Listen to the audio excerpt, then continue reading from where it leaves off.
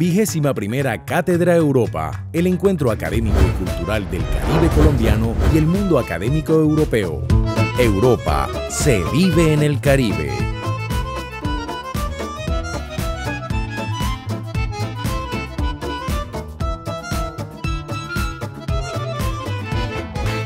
Voy a hablar de dos, tal vez tres cosas que quiero dejarles como mensaje el día de hoy.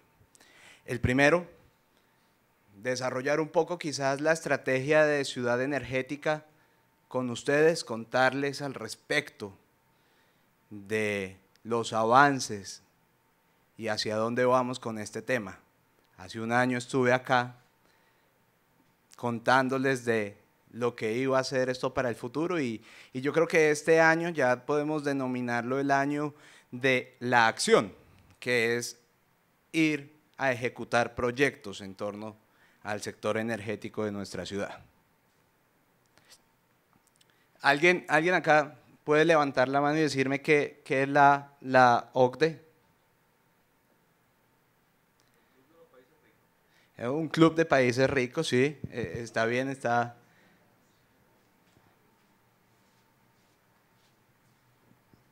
Este me gusta más porque me puedo mover, ¿no? Entonces, el Club de los Países Ricos, ¿alguien más tiene otra idea sobre la OCDE? ¿Cómo? Bueno, sí, se encargan mucho de las políticas de desarrollo para los países. Pues, la Organización Mundial de Ciudades Energéticas es una mini OCDE, compuesta por ciudades que tienen como eje de desarrollo el sector energético. ¿Qué significa esto? Que todas las 19 ciudades que son miembros de esta iniciativa tienen o minería, o petróleo, o gas, o renovables, como uno de sus principales proyectos para el desarrollo económico, social y por supuesto cultural de todas estas ciudades. En octubre del año pasado estuvimos en Halifax presentando el caso de Barranquilla y es curioso porque seguramente va a ser una de las preguntas que les surja a ustedes porque me la hicieron. ¿Cómo una ciudad con los problemas que cuenta actualmente con Electricaribe,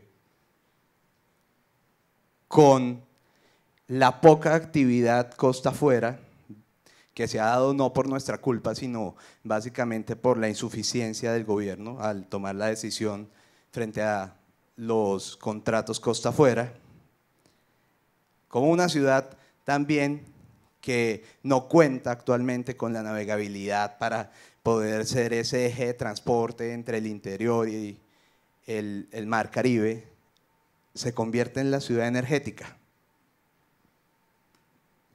Bueno, la justificación es que estamos en el camino hacia ser un hub energético global. ¿Por qué? Porque las condiciones están dadas. Hay una alianza muy fuerte entre gobierno, Estado y academia.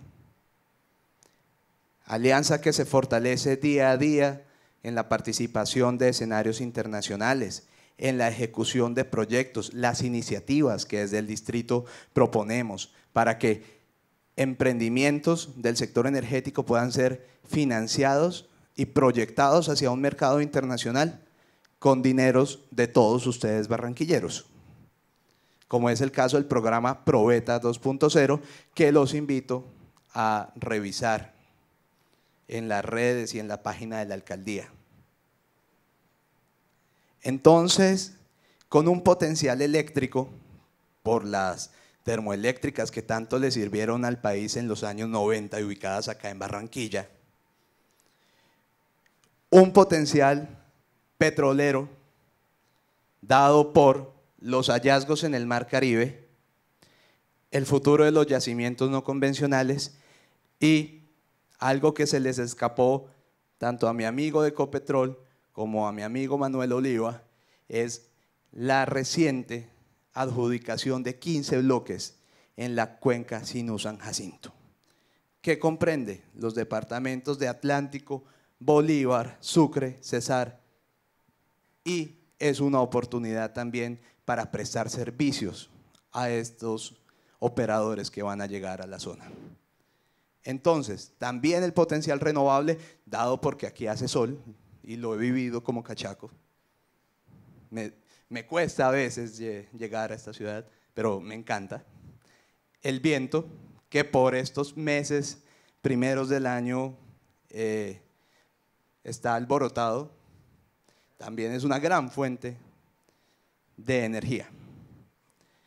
Entonces, a eso le apostamos. Estamos en estos momentos en la construcción de un plan quinquenal que está siendo construido con el apoyo de las universidades como la Universidad del Norte, de compañías como Coremar, como Seven Seas y por supuesto de actores del gobierno como nosotros. ¿Para qué? Para generar algunos resultados que si todo sale bien en el mejor escenario les voy a contar más adelante. Ahora sí podemos pasar a la segunda parte. Hice la presentación en inglés por el doctor de la Universidad de Texas para que sea un poco más amigable con los visitantes. Sin embargo, pues la voy a explicar en español. El offshore va a pasar en Colombia siempre y cuando se surtan algunos cambios de carácter público, de política estatal y algunos cambios, por supuesto, de política distrital. Los de política distrital no me preocupan porque tenemos, como les mencioné anterior, un buen equipo de trabajo. Pero en la política pública nacional, ¿qué sucede? No somos atractivos. Hay una carga impositiva del 70% que afecta directamente la tasa de retorno de los proyectos costa afuera. Intentamos aliviar esa carga. ¿Cómo? Con las zonas francas costa afuera, que bajaron en un 15% el government take. Aún sigue siendo insuficiente. ¿Me puede corregir nuestro visitante? El presidente Trump propone una reforma tributaria que bajaría los niveles de impuestos al empresario americano al 10%. Entonces, no estamos a un nivel de competencia en el mercado internacional. ¿Quiénes son nuestros principales retadores? México, que hace un mes adjudicó contratos por 93 billones de dólares americanos. Eso va a representar miles de empleos, de empresas del sector llegando y un desarrollo de infraestructura social y de infraestructura vial y logística para este país. Perú también está apostándole al sector costa afuera, con un potencial en el mar Pacífico importante. Y Brasil, que ya lleva unos años, está retomando la senda del éxito. Otro tema importante acá, los periodos de retención. ¿Qué pasa? Cuando nos inventamos esta película del petróleo en Colombia, ya hace 100 años, la entendíamos como una oportunidad de generar ingresos para el fisco de una forma rápida, efectiva y sin mucha inversión por parte del Estado. Pero ¿qué pasa? En el offshore los periodos son diferentes, los riesgos son diferentes. Entonces, bien tenía razón Manuel al decirles anteriormente que para que un proyecto costa afuera pase de su etapa de exploración a un desarrollo, pasan entre 8 y 10 años. Eso no lo comprendimos como gobierno. Entonces, en el contrato inicial, cuyos partes contractuales se firmaron en el 2007, los periodos de exploración quedaron entre 3 y 5 años. Obviamente había un apetito y un riesgo por el sector costa afuera. En una época donde el barril estaba a más de $100, había CAPEX para la ejecución de proyectos. Hoy no los hay.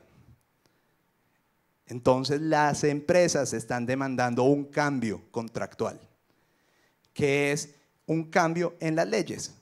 en el contrato que firmaron para la explotación de hidrocarburos. Entonces, primer cambio significativo que se debe dar, los tiempos en la exploración, los tiempos en la comercialidad y los tiempos en la etapa de producción. Entonces, así, la vida útil de un proyecto costa afuera puede ser de hasta 50 años. Pero veámoslo como 50 años de desarrollo para esta región. La comercialidad es un tema que quizás es complejo de explicar, pero voy a tratar de ser muy dinámico. Tenemos 30.000 hectáreas en un solo bloque. Resulta que para un barco perforar 10 pozos en esas 30.000 hectáreas, cada pozo puede costar entre 100 y 150 millones de dólares, dada la profundidad del agua. Si en un pozo descubre, pues realmente tiene otras 29.999 hectáreas en las que debe corroborar que ese yacimiento es lo suficientemente grande para darle vía libre a la comercialización del hidrocarburo. ¿Qué pasa? Como gobierno le hemos dicho un descubrimiento y empiezo yo a tasarle las regalías. En el offshore no puede ser así, porque necesitan una serie mínima de descubrimientos para que ahí sí el inversionista decida ejecutar el proyecto y hacer las inversiones, que si en una etapa exploratoria son de 100 a 150 millones de dólares, en una fase de desarrollo superan los 500 millones de dólares. Ya están medio aburridos, ¿no? No es muy bueno, pero hay posibilidades, ¿no? La garantía de deudor solidario. Este es otro tema económico supremamente aburrido. ¿Por qué? Cuando yo creo una compañía en Colombia, debo justificar un patrimonio, una liquidez que me garantice el éxito de mi actividad. ¿Qué pasa? Pues que el gobierno está pidiendo garantías de casa matriz en un negocio que tiene un riesgo muy alto. Entonces, ¿qué pasa? Si yo voy y presento mi caso, por ejemplo, si fuera yo VP y mi headquarter está en Londres, le digo yo a mi jefe, jefe, usted acabó de invertir 200 millones de dólares para que yo abriera la oficina y empezara a ejecutar mi actividad, pero al gobierno no le pareció suficiente. Entonces, ¿será que usted me puede dar una cartica de recomendación para yo dársela al gobierno colombiano y que me deje hacer mi actividad? Pues no lo van a hacer, porque es un negocio tan riesgoso que el mínimo error, a pesar de que se tenga en cuenta la seguridad ante todo, el mínimo error le puede costar a una multinacional entrar en quiebra. Entonces, tenemos que ser flexibles si queremos algo o una porción mínima de esta actividad. Siempre he dicho que es mejor tener el 1% de algo que el 0% de nada. El abandono. Ese es otro tema interesante, porque ustedes han visto los ejemplos de la infraestructura, de las concesiones viales, de las concesiones portuarias, que el inversionista toma a riesgo suyo unos dineros para la ejecución de proyectos. Y en X cantidad de años, los dineros o la infraestructura le pertenece al Estado.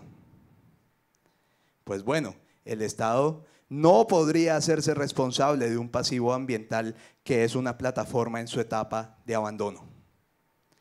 Entonces, está claro en otras jurisprudencias como México, Estados Unidos, Trinidad, que es la empresa la que se encarga del abandono y desmonte de la plataforma, lo cual es un negocio bastante lucrativo hoy día en el Mar del Norte también. Hasta que no entendamos eso, tampoco van a invertir las compañías. Finalmente, un tema de resolución de conflictos. Esto, por supuesto, se debe a que Colombia hace parte de la Organización Mundial del Comercio y nos acogemos a los tratados que en esta organización se consignan. Para el sector de petróleo y gas hay un arbitramiento que se da en Viena. Entonces, Colombia tiene sus propios árbitros y no quiere ceder a una disputa internacional. Quiere convertirse en juez y parte, y eso no va a ser posible, porque una compañía ante un problema de carácter ambiental, de carácter social, de carácter técnico, no va a permitir en ningún momento ser juzgado por el país que le dio el contrato. ¿Por qué? Porque pues claramente hay un conflicto de interés. Entonces, debemos aceptar que queremos competir en un mercado internacional. ¿Qué quiero decir con este mensaje? Que siento yo que Barranquilla está tomándole la delantera al gobierno colombiano. Lo cual es bueno, porque nos permite generar cierta presión, pero a su vez generar conocimiento para el gobierno central, aprovechando el conocimiento, la experiencia, los errores, la plática que tienen estas 19 ciudades para generar progreso en nuestra ciudad. Entonces, en el contexto global, es un sector mundial con reglas claras, que tiene agencias de Estado, hay agencias reguladoras en los países como Canadá, como el Reino Unido, en Estados Unidos, al ser federal, pues cada estado tiene, digamos que cierto dominio sobre su recurso natural, lo mismo que en México, pero por lo general son agencias estatales. Hay políticas de Estado para el sector minero energético, es decir, que la inversión está blindada jurídicamente. Importante, porque si no hay señales de respeto a los contratos, no van a venir a invertir en Colombia. En el contexto regional nos hace falta competitividad, eliminar barreras de entrada, la cooperación con nuestra región. Yo creo que en el tema de hidrocarburos no le hemos sacado el provecho a la Alianza del Pacífico, sabiendo que tenemos a México como nuestra principal competencia y Perú también. Entonces, digamos que es una oportunidad que no hemos aprovechado. La infraestructura, los puertos, las vías son insuficientes. Acá nos estamos creyendo el cuento de ser la capital energética, que me encanta porque lo somos, pero necesitamos un puerto de aguas profundas. Si no, no va a venir ninguna plataforma a ser reparada o mantenida en Barranquilla, sino que van a tener que irse a otros hemisferios, a Trinidad, a Guyana, incluso Cartagena, que es un poco más profundo, mucho más profundo que Barranquilla. Entonces estamos perdiendo una oportunidad. Y todo esto que acabo de decir, que puede sonar en un contexto algo negativo, pues es una oportunidad, ¿no? Porque depende cómo veamos la cara de la moneda. Yo siempre he sido un tipo optimista, un cachaco optimista, pero ahora soy un barranquillero optimista. Entonces creo que todos estos desafíos son una oportunidad para que mejoremos nuestra infraestructura, la calidad de esta educación. Digamos que me complace saber que de lo que hemos hablado hace 2 años ya hay un resultado tangible, que es una clase enfocada en generar las herramientas básicas, mínimas, de lo que es una actividad costa afuera. Más adelante tenemos que pensar en programas técnicos, en maestrías, en doctorados, en ciencia e innovación, que nos permitan ir esa milla extra y ser un hub energético.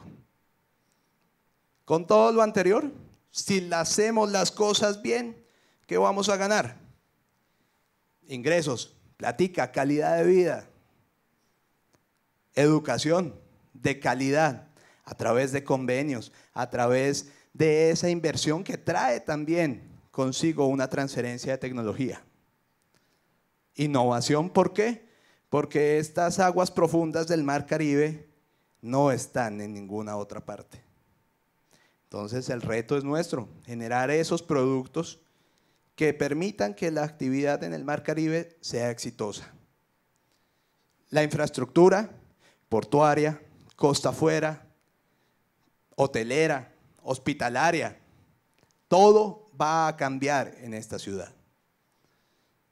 Transformación, entender que lo que generemos del sector hidrocarburífero debe terminar financiando otros aparatos productivos en la ciudad, otros sectores que nos permitan de aquí a 50 años tener ya otra fuente de ingresos asegurada. Prosperidad y posicionamiento global. A eso va a llegar Barranquilla. Se los digo hoy, se los dije hace un año y lo voy a seguir sosteniendo aquí cuantas veces sea necesario, porque estamos haciendo las cosas bien, con un alcalde, con un empresario y con un sector académico que están comprometidos con el éxito de todos los barranquilleros. Muchas gracias.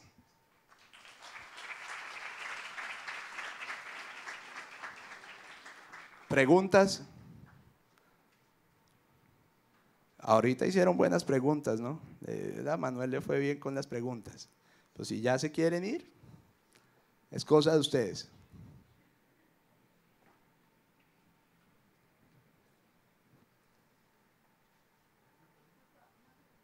Sí.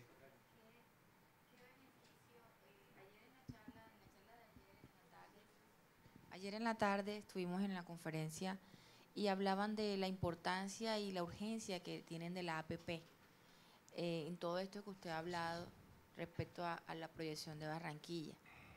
El año pasado, bueno, yo trabajé en Barrancabermeja, trabajé en el proyecto de Impala, trabajé en el proyecto con Magdalena, he venido trabajando con todo el proyecto de aguas, trabajo en Puerto, ahorita estoy aquí en Sociedad Portuaria Riverport, y nos hemos dado cuenta de cómo la navegación en el canal ha aumentado. Anteriormente, en lo que he estudiado, de cuenta mía, ¿no? He venido analizando la proyección de Barranquilla. Duré viviendo en Barrancabermeja durante 3 años y yo me daba cuenta que los mismos barranqueños proyectaban todo el puerto de Impala hacia Barranquilla. Ese era el epicentro del movimiento de los remolcadores, de la carga. Y por eso quisiera que de pronto usted, que ha mencionado todos estos aspectos, involucre de pronto también esa parte, la parte de la APP, porque ha sido el megaproyecto, el escándalo de Brecht y todo eso. Siempre miran lo malo, pero a lo malo hay que sacarle lo bueno. Claro, mira, sin APP, todo lo que hemos pensado en cuanto a los yacimientos no convencionales, de poder transportar las arenas, los químicos que se importan vía Río Magdalena abajo, no sería posible. Entonces, sin APP se nos muere un subsector. Si se nos muere un subsector, son cientos de millones de dólares que no vamos a poder canalizar. Entonces, desde luego lo tenemos muy presente. Acá está Pablo, que es de la Oficina de Asuntos Portuarios. Tenemos acá ex jefes de Oficina de Asuntos Portuarios. El puerto es algo muy importante, el río es algo muy importante y siempre estamos comprometidos con el río. Entonces, qué bueno que lo menciones porque sí, quizás se me olvidó, pero es vital.